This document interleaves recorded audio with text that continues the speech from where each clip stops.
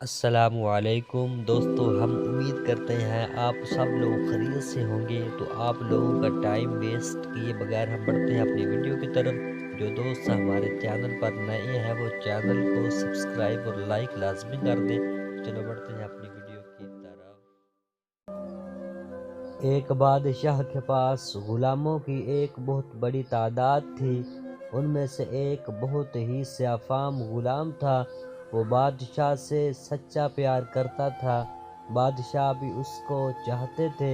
ایک دن بادشاہ اونٹ پر نکلا۔ کچھ غلام بادشاہ کے سامنے چل پڑے، دوسرے بادشاہ کے پیچھے چل پڑے۔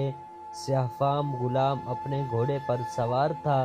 اس کے آقا بادشاہ کے پاس ایک ڈبہ تھا، اس میں موتی تھے۔ راستے میں ایک تنگ گلی آ گئی، ڈبہ زمین پر گر پڑا جس کی وجہ سے موتی زمین پر بکھر گئے۔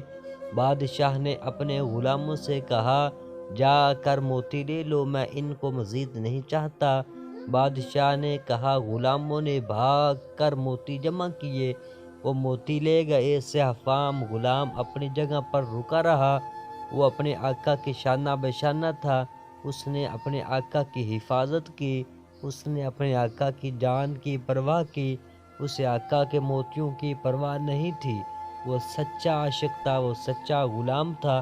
بادشاہ نے یہ نوکر کے طریقے کو دیکھ کر وہ بے حد خوش ہوا اور اس نے اس کو انعام سے نوازا۔ آج ہم نے اس کہانی سے یہ سیکھا کہ صبر کا پھل میٹھا ہوتا ہے، اور جو ڈیوٹی اور جو ہمارا کام ہو اس کو ایمانداری سے کرنا چاہیے۔